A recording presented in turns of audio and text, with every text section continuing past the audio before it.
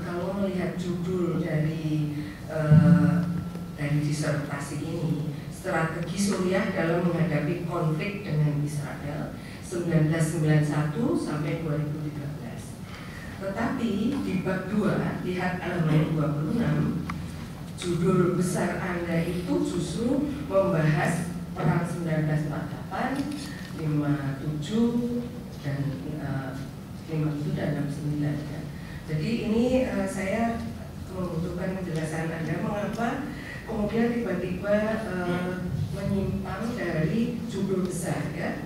Mungkin jadi itu strategi Suriah di Timur Tengah dalam menghadapi Israel. Masa habis al-Assad itu span waktunya itu menyimpang dari disertasi yang diawali 1991 sampai 2013. Mohon dijelaskan. Terima kasih Bu Dr. Siti Mutiawati. Terima kasih Bu atas pertanyaannya.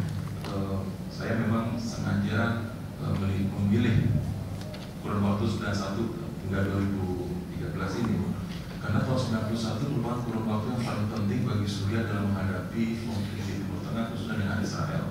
Tahun 91 Suriah berhasil melakukan negosiasi dengan Israel pada satu. Dan kemudian tapi kalau melihat negosiasi ini adalah akibat dari bagaimana strategi Suriah menghadapi Israel sebelumnya.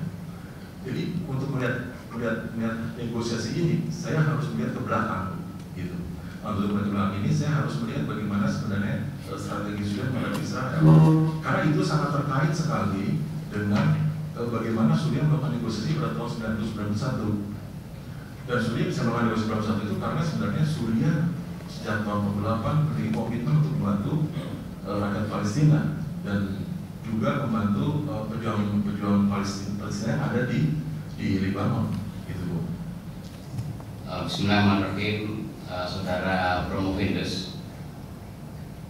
Hari ini saya merasa bahagia karena dorongan saya tahun 2009 pada waktu saya ke Suriah.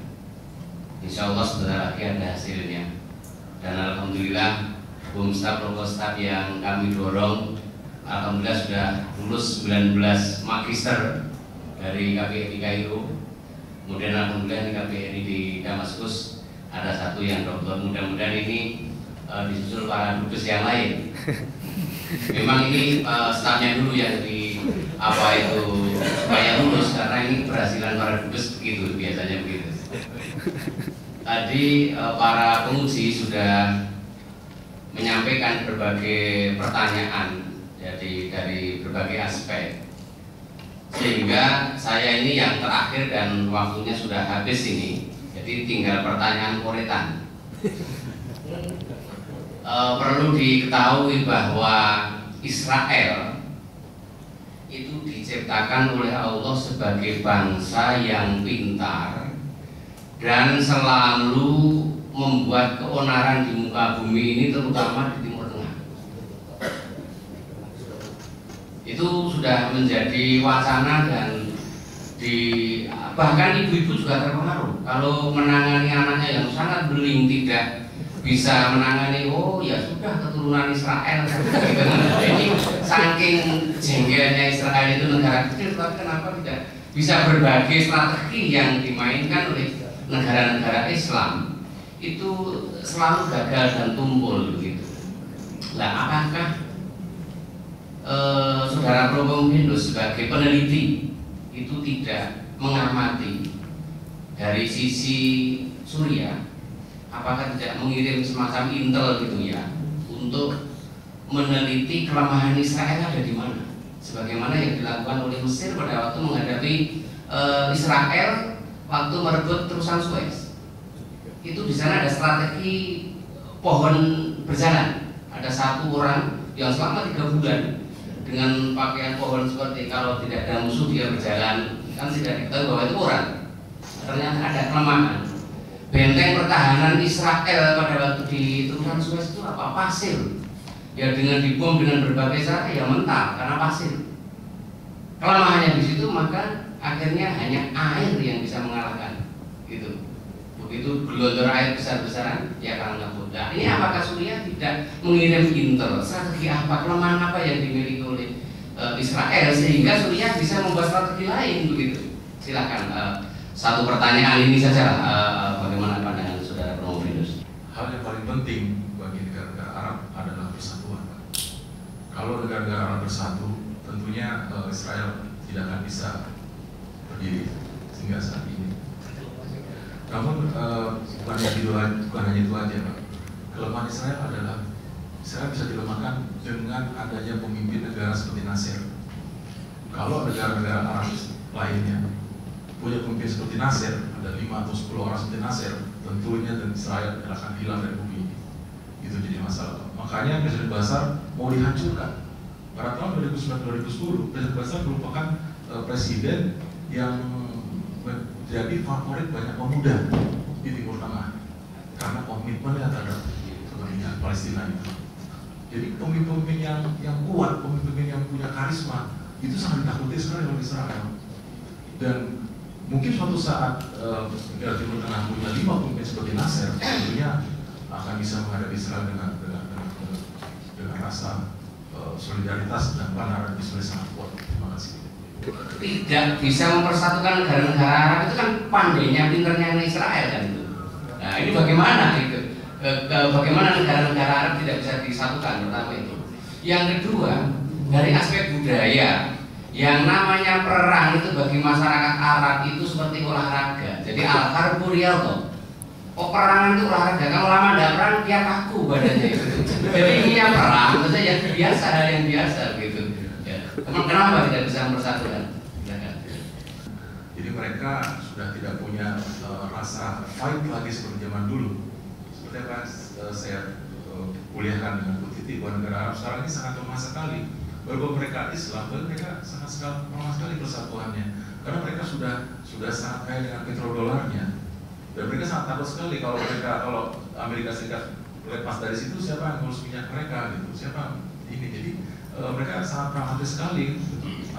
Misalnya kalau Mesir dengan Jordan, mereka juga pragmatis sekali karena mereka kekuatan militer mereka sangat lemah sekali. Mereka bagaimana mereka bisa menghadapi Israel kalau pemimpin mereka juga lemah, ekonomi mereka melemah. Mereka bisa diajukan oleh Israel kalau tidak berbuat baik untuk bersahabat dengan tetangganya. Itu jadi masalah paling pelik, Pak. Terima kasih. Terima kasih Pak Win. Pertanyaan selanjutnya nanti kita lanjutkan di Kairo. Terima kasih.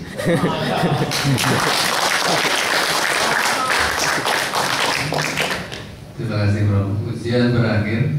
Untuk memberikan waktu untuk menguji menentukan hasil ujian terbuka dinyatakan ditunda. Tim penguji meninggalkan ruangan menuju ruang yudisium.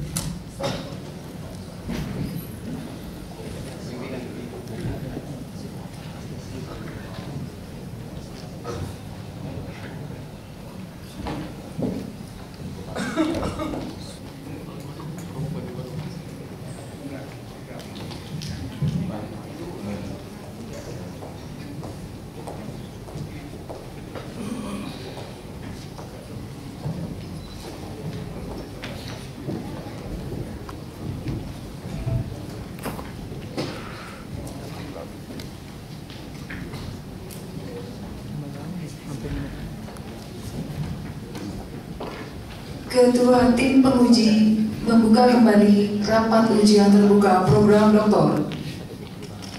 Rapat ujian terbuka dinyatakan dibuka kembali. Maka dengan ini saudara dinyatakan lulus dengan predikat sangat memuaskan.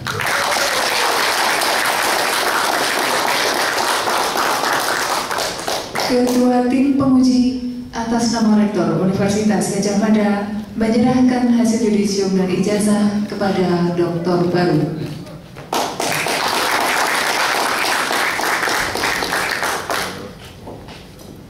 Promotor menyampaikan pesan-pesan. Assalamualaikum warahmatullahi wabarakatuh. Mungkin saya yang pertama memanggil nama Anda dengan Dr. Windarto Soekarno. Ya, selamat sekali lagi.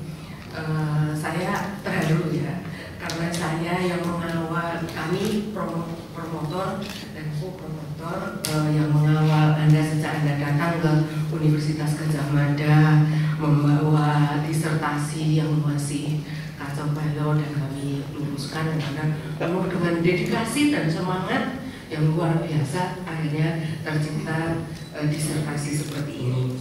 Selamat atas keberhasilan Anda menyelesaikan disertasi ini.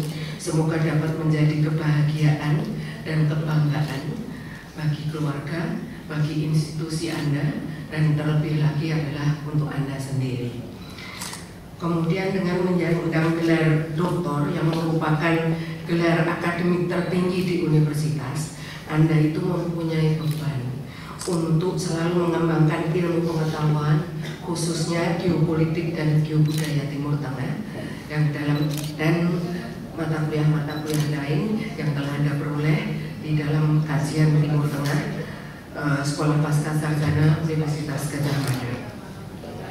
Kemudian dengan menyandang gelar doktor ini, kami berharap Anda bisa mengambil ilmu padi yang semakin berilmu semakin menunduk, bukan rendah diri tetapi rendah hati. Kalau saya selalu mengingatkan pesan dari salah satu pahlawan nasional, Kiai Haji Ahmad Dahlan, dia berpesan, semua orang itu akan mati kecuali yang berilmu.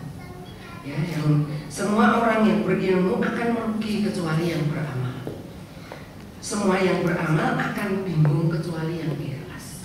Jadi Anda sudah berilmu, insya Allah bisa mengembangkan itu terus menerus, karena janji Allah, orang yang berilmu itu akan ditinggikan 1 derajat daripada orang yang tidak berilmu. Tapi kan Yuwono Sudarsono, kita itu harus selalu membaca, menulis dan berhitung, ya, supaya mempertahankan keilmuan kita.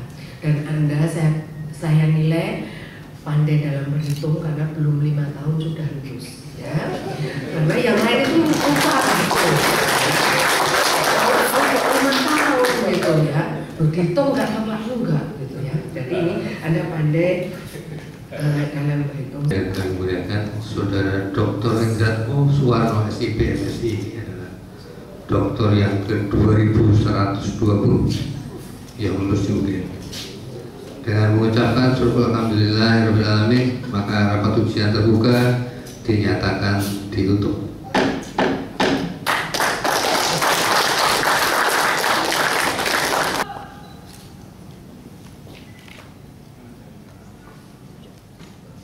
Ya, sudah cukup Bapak Ibu.